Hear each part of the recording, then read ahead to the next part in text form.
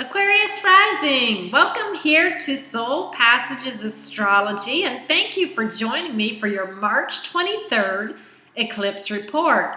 My name is Georgia Dempsey, and I am your astrologer, and I'm so thrilled that you stopped by to visit me to learn about the planetary lineup that is happening both in your second and eighth house during this eclipse season. And what this eclipse really wants you to focus on right now is what matters the most in your life. You are being asked to work on your current value system. What is really important to you? You have a lot of planets right now stewing into your second house, and that is really getting you to hone in on what matters in your life. For some, this will be earning more money. For others, it will be developing talents and skills that you feel passionate about and that will make you feel secure in the workplace. Finding work that is both creative and emotionally soothing may do it for others. And I say that because you've got Pisces on the cusp of your second house. With Chiron in this house, you're also being asked to find your own internal resources so you can develop and strengthen them. Right now, you may feel a fear of losing safety, security, abundance, or even love, all of which make you afraid to take risks in your life. As you gain a more sure understanding of who you are, you will feel more stable in regards to your ability to take care of yourself. The answer to this feeling of instability is to learn to trust yourself and the others in your life. The second house shows what is needed on the material plane, but the eighth house of intimacy shows what is most essential to make you happy. With Jupiter and the north node of the moon residing in your house of intimacy, seek your truest blessings from the important people in your life and know that love and abundance are yours for the having. Saturn, the taskmaster planet, is currently T-squaring your entire second and eighth house axis. That means this planet is forming a fulcrum or pivotal point between the resources you have, which are reflected in the second house, with those that you share jointly with serious partners, those in the eighth. The message of this Saturn, who's sitting in your house of hopes, dreams, wishes, friends, and long-term plans, is the moment of pause, which sustains and presages change, alert readiness to act, or distress about not knowing what lies ahead. This is a call for you to think about your long-term plans along with those things that matter the most. Can you balance the elements in your life to achieve goals that you will ultimately bring you happiness? Jupiter in the eighth house wants you to enjoy time with your spouse and to strengthen your bonds through deep sharing and intimate exploration.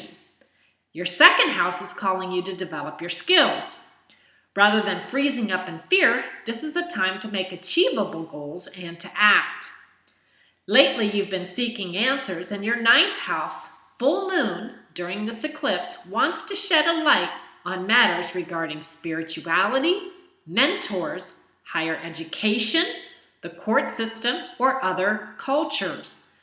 The Sabian symbol of this moon is that the dawn of a new day reveals everything changed. So periods of silence and darkness can be very transforming, leading to stirring revelations. So I would say go back to March 9th, and if you were thinking about your value system at that point, wondering what's most important, take a look at what's transpired over the last two weeks and see where you stand now.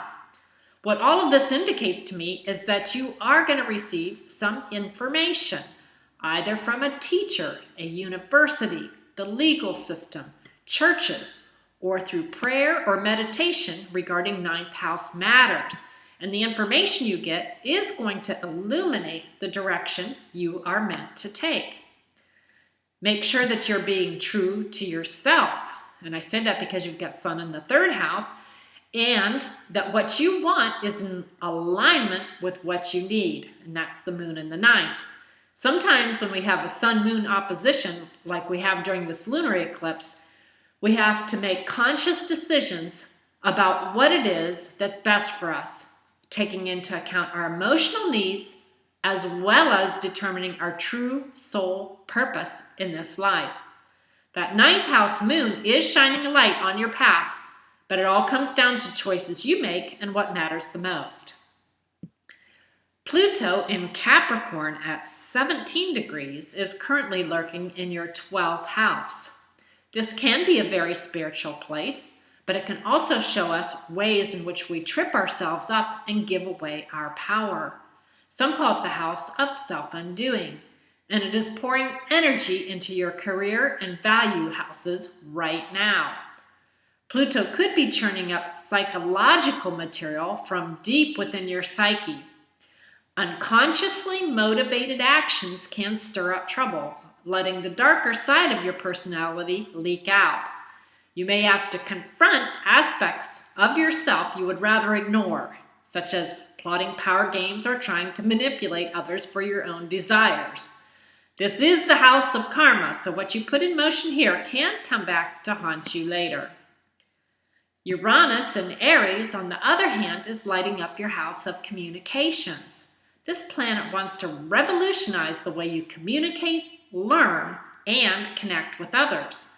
Taking technology classes is highlighted at this time, as is growing the courage to share your ideas with others.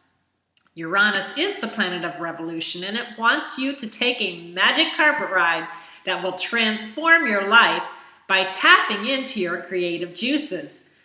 Courses in graphic design and web development could prove very fruitful.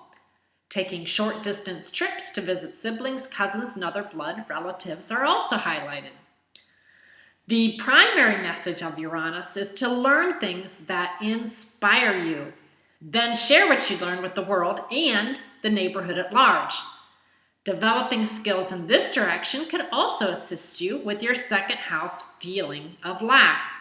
By improving your skills, you feel more sure about your ability to support yourself. Develop your sense of security, Aquarius Rising. That's another message from this eclipse season. The more you develop your own talents, the stronger you will feel from within yourself. Look to intimate partners for support, and don't be afraid to examine your psychological motivations. This is a good time for you to get to know who you are on the inside and to develop your strength from within. And as you go through this process of reevaluating your value system, if you need help or coaching of any kind, feel free to give me a call. I am running my special till March 1st, a 1-hour reading for $50, and the contact information is at the front of the video. Also, I would absolutely love to hear from you regarding how this eclipse season was shaking up your world. Did this forecast help you? Did it ring true for you?